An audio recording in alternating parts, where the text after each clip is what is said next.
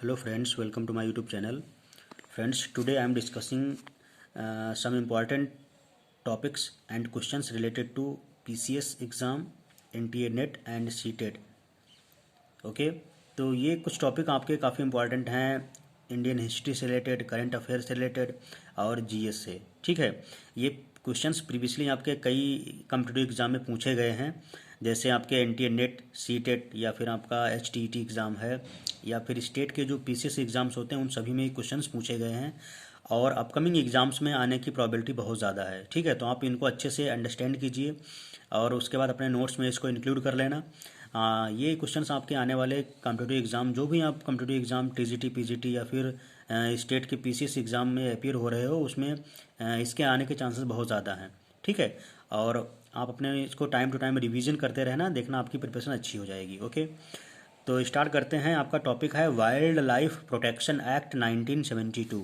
तो ये बहुत इंपॉर्टेंट टॉपिक है, इससे हमेशा क्वेश्चनिंग पूछी जाती है। आपका एसएससी या चाहे आपका एसएससी का हो एग्ज़ाम या फिर आरआरबी एनटीपीसी का एग्ज़ाम आने वाला है, उसमें भी काफ़ी इंपॉर्टेंट क्वेश्चन इससे आ सकते हैं। ठीक है, तो वाइल्ड लाइफ प्रोटेक्शन एक्ट 1972, तो इसके बारे में बात करते हैं। Provides for setting up of national parks, wild life sanctuaries etcetera. तो वाइल्ड लाइफ प्रोटेक्शन एक्ट 1972 के थ्रू नेशनल पार्क और वाइल्ड लाइफ सेंचुरीज को इस्टेब्लिश किया गया है, सेटिंग किया गया है, बनाया गया है। ठीक है, it provides for captive breeding programmes for endangered species. तो इंडेंजर्ड स्पेसीज का मतलब है ऐसी प्रजातियां जो विलुप्त होने के कगार पे हैं, उनको बचाने के लिए ये प्रोग्राम है, इनिशिएटिव है। Okay, it has 6 schedules which give varying degrees of protection. तो इसमें 6 शेड्यूल हैं जो डिफरेंट डिग्री के पॉइंट ऑफ व्यू से प्रोटेक्शन यानी सिक्योरिटी प्रोवाइड कराते हैं। ठीक है, तो ये एक डायग्राम के थ्रू हम चीज़ों को डिस्कस कर रहे हैं। सबसे पहला है कोर जोन, फिर है बफर जोन, उसके बाद आउटर जोन है आपका ट्रांजिशन जोन। ठीक है, तो आप इसको ध्यान से देखिएगा। जो कोर जोन होता है वो high protected, allowed only research activities. तो कोर जोन जो होती है वो हाई प्रोटेक्टेड होती है, सिर्फ इसमें रिसर्च एक्टिविटीज़ परफॉर्म की जा सकती हैं। उसके बाद आपका बफर जोन है, तो बफर जोन में क्या है, में अलाउड एजुकेशनल एक्टिविटीज़। तो बफर जोन भी प्रोटेक्टेड होता है बट इसमें एजुकेशनल एक्टिविटीज़ अलाउड हो सकती हैं। और जो आपका ट्रांजिशन जोन होता है वो लेस प्रोटेक्टेड होता है।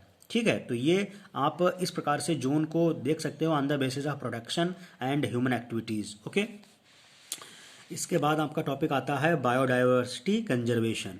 ठीक है, तो बायोडाइवर्सिटी कंजर्वेशन बहुत ही इंपॉर्टेंट टॉपिक है, इससे भी हमेशा क्वेश्चनिंग पूछी जाती है। तो आपका बायोडाइवर्सिटी कंजर्वेशन 2 टाइप का है, इन सीतु इसको बोलते हैं ऑन साइट कंजर्वेशन, और दूसरा है एक्स सेतु यानी ऑफ साइट कंजर्वेशन। ओके, तो इसमें protection of plants and animals with in their national habitats और इन प्रोटेक्टेड एरियाज। तो इसका एग्जांपल आपका नेशनल पार्क है। ठीक है, तो protection of plants and animal, पेड़ पौधों और जीव जंतुओं की जो सिक्योरिटी यानी रखवाली करना उनके नेशनल हैबिटेट में, तो इसी चीज़ को एक या प्रोटेक्टेड एरिया में, तो इस प्रकार का जो एग्जांपल है वो नेशनल पार्क हो सकता है। ठीक है, क्लियर।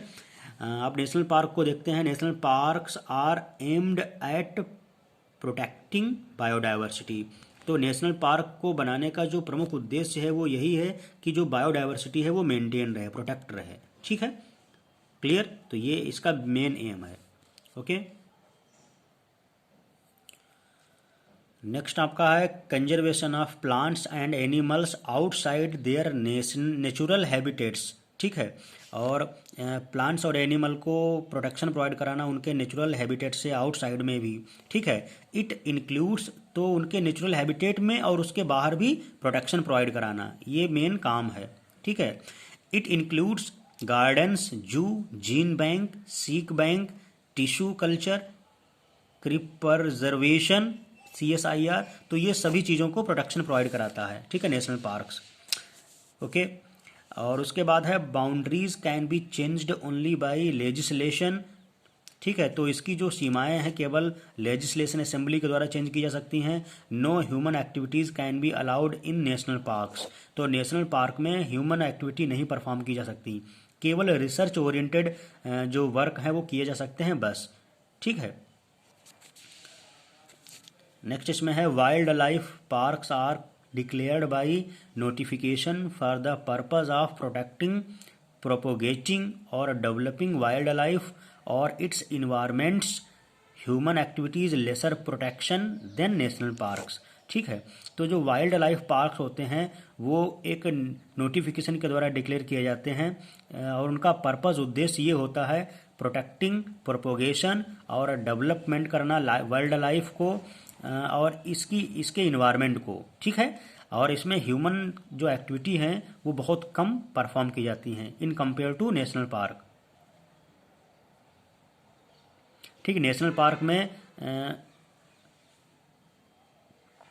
पार्क में तो ह्यूमन एक्टिविटी बिल्कुल अलाउड नहीं है, लेकिन वाइल्ड लाइफ सेंचुरीज में कुछ न कुछ ह्यूमन एक्टिविटीज़ अलाउड होती हैं। ठीक है, क्लियर। नेशनल पार्क में सिर्फ रिसर्च एक्टिविटी हो सकती हैं, जबकि वाइल्ड लाइफ सेंचुरीज में ह्यूमन एक्टिविटीज़ एजुकेशनल पर्पज से हो सकती हैं। ओके, इसके बाद आपका लोहतक लेक काफ़ी इंपॉर्टेंट है। लोहतक लेक के बारे में, it is the largest fresh water lake in eastern India, तो याद रखना ये ईस्टर्न इंडिया का सबसे लार्जेस्ट फ्रेश वाटर लेक है। ओके, इसके बाद है it is famous for floating marshy gross lands. ठीक है, तो फ्लोटिंग मार्शी ग्रॉस लैंड के लिए फेमस है। The national park is characterised by many floating decomposed plant materials locating called phumdis. ठीक है, तो फ्यूमेंडिस के लिए ये काफ़ी पॉपुलर है। ठीक है, और नेशनल पार्क इस लिए अलग अलग तरीके से करेक्टराइज किए गए हैं। ओके, इसके अलावा लोहतक लेक के बारे में है it is a Ramsar site, तो ये रामसर साइट है। Okay, one of the 2 site that are a part of Montreux report, तो मॉन्ट्रियक्स रिपोर्ट की ये 2 रिपोर्ट में से एक रिपोर्ट है। Okay, there are 6 official languages of the UN, तो यूएन की 6 जो ऑफिशियल लैंग्वेजेस हैं उनमें से Arabic, Chinese, English, Russian, Spanish और फ्रेंच, ये 6 यूएन की ऑफिशियल लैंग्वेजेस हैं। उसके बाद आपका टॉपिक इंपॉर्टेंट है ओरंग टाइगर रिजर्व। ठीक है, तो ओरंग टाइगर रिजर्व एक नेशनल पार्क है, इसके बारे में पढ़ते हैं। It is the 49th in the country, ये 49th नेशनल पार्क कंट्री में है। It has the smallest core of 78.28 square kilometre, तो ये सबसे छोटा कोर का जिसका एरिया है 78.28 स्क्वायर किलोमीटर। ठीक है, Orang has the highest density nationally, तो ओरंग जो नेशनल पार्क है वो सबसे ज़्यादा डेंस है। ठीक है, tiger reserve from Uttarakhand to Nepal, parts of Bihar and north Bengal and in Assam in the Terai arc landscape sustains grasslands and a good prey base. Okay, तो ये इसकी विशेषताएं हैं। ठीक है, औरंग नेशनल पार्क की। Other tiger reserves in the state Assam are Kaziranga, Manas and नैमेरी, तो ये इसके अलावा भी नेशनल पार्क्स हैं जो कि असम में पाए जाते हैं। ठीक है, असम में जैसे काजीरंगा, मानस और नमेरी ये भी नेशनल पार्क हैं। इसके बाद आपका आता है international energy agency IEA, international energy agency, तो IEA के बारे में पढ़ते हैं। The international energy agency IEA is a Paris based autonomous intergovernmental organization established in the framework of the Organization for Economic Cooperation and Development OECD in 1974 in the wake of the 1973 oil crisis। तो 1973 में oil crisis की वजह से एक consortium बनाया गया है। ठीक है, जो कि the international energy agency, the international energy agency IEA के नाम से जाना जाता है। ठीक है, नेक्स्ट आपका है क्लाउडेड लेपर्ड। क्लाउडेड लेपर्ड के बारे में पढ़ते हैं। Founded in Assam, north east part of India, तो ये असम में पाया जाता है, north east part of India है और चाइना में। लियोपार्ड आपका हिमाचल प्रदेश में बेसिकली ज़्यादा पाए जाते हैं, found in Himachal Pradesh and it's state animal, और ये हिमाचल प्रदेश का स्टेट एनिमल है। ओके, नेक्स्ट आपका नेम्स ऑफ साइक्लोन। साइक्लोन के नाम किस स्टेट में क्या होता है, किस कंट्री में किस नाम से जाना जाता है, इसके बारे में काफ़ी क्वेश्चन पूछा जाता है, तो इसको आपको पढ़ते हैं। हैरिकेन इन द अटलांटिक, यानी अमेरिका में जो साइक्लोन अमेरिका या अटलांटिक में होता है उसको हम हैरिकेन बोलते हैं। टाइफोन इन द पैसिफिक, और जो पैसिफिक में साइक्लोन होता है उसको टाइफोन कहते हैं। Cyclone in India, Indian ocean, तो इंडियन ओशियन में साइक्लोन बोलते हैं इसको, चक्रवात को। ठीक है, वो साइक्लोन का मतलब क्या होता है हिंदी में है चक्रवात। ठीक है, चक्रवात होता है। और विली विली, ये ऑस्ट्रेलिया में, साइक्लोन को ऑस्ट्रेलिया में विली विली कहते हैं। ठीक है, और आप जानते होंगे ऑस्ट्रेलिया का बहुत ही पॉपुलर अंपायर रह चुके हैं जिनका नाम है वेली वेली। ठीक है, तो वेली वेली के नाम से याद रखना, ऑस्ट्रेलिया से रिलेटेड हैं। ओके, अगला आपका क्वेश्चन इससे बन सकता है बायोडाइवर्सिटी। तो बायोडाइवर्सिटी इसका मीनिंग होता है जैव विविधता। तो स्पेसीज बायोडाइवर्सिटी इक्वल टू होता है species richness plus species evenness. तो स्पेसीज बायोडाइवर्सिटी का मीनिंग है total number of species in a region, और स्पेसीज रिचनेस का मतलब है simple count of species in a region, और स्पेसीज इवनेस का मीनिंग है how close and different are the, कि वो कितने क्लोज और कितने डिफरेंट हैं। ओके, इसके बाद है इकोसिस्टम बायोडाइवर्सिटी। तो इकोसिस्टम बायोडाइवर्सिटी के बारे में पढ़ते हैं। It includes various biological zones like lake, desert, coast etcetera. Okay, इसमें आता है बायोडाइवर्सिटी के, इकोसिस्टम बायोडाइवर्सिटी के टाइप में पहला है अल्फा बायोडाइवर्सिटी। तो अल्फा डाइवर्सिटी में diversity within a particular area, community और system is known as alpha diversity. Okay, इसके बाद आपका नेक्स्ट है बीटा डाइवर्सिटी। ठीक है, तो बीटा डाइवर्सिटी में क्या है, it measures the change in amount of species between ecosystem. ठीक है, तो it measures the change in amount of species between ecosystem, तो ये बीटा डाइवर्सिटी है। थर्ड आपका है gamma diversity. It is a measure of the overall diversity for different ecosystems within a region. ठीक है, तो इस प्रकार से हम इसको स्टडी कर सकते हैं। इकोसिस्टम ए आपका अल्फा डाइवर्सिटी है, इकोसिस्टम बी बीटा डाइवर्सिटी है, और दोनों का जो पार्ट है, दोनों का जो पार्ट बना ये आपका बोथ, इसको बोलते हैं गामा डाइवर्सिटी। ओके, एक नोट पॉइंट है आपका, अर्थ जो है पृथ्वी, वो earth diversity is the example of gamma diversity. तो ये काफ़ी इंपॉर्टेंट पॉइंट है कि जो आपकी अर्थ है वो गामा डाइवर्सिटी का एग्जाम्पल है। ओके, इसके बाद आपका है की स्टोन स्पेसीज। तो सी इज एन एग्जाम्पल ऑफ की स्टोन स्पेसीज, काफ़ी इंपॉर्टेंट है, ये भी याद रखना। सी जो आपका है वो की स्टोन स्पेसीज का एग्जाम्पल है।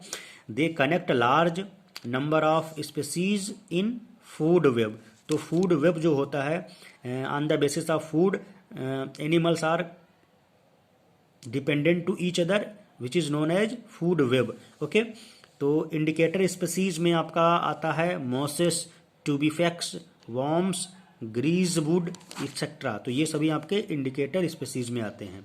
तो फूड वेब में आपका काई लगना, और जो सी इज एन एग्जाम्पल है तो उसमें आपका काई लगना भी काफ़ी इंपॉर्टेंट, ये भी पूछा जा सकता है। ठीक है, क्लियर। तो की स्टोन का एग्जाम्पल है सी, और जो गामा डाइवर्सिटी है उसका सबसे बेस्ट और सुटेबल एग्जाम्पल है वो है अर्थ। ठीक है, पृथ्वी हमारी। ओके, तो फ्रेंड्स आई थिंक आपको ये क्वेश्चन काफ़ी अच्छे से समझ में आ गया होगा, और आप इसको अपने नोट्स में इंक्लूड कर लेना, और टाइम टू टाइम इसको रिवाइज करते रहना। देखना आपकी जो प्रिपरेशन है वो बहुत अच्छी हो जाएगी।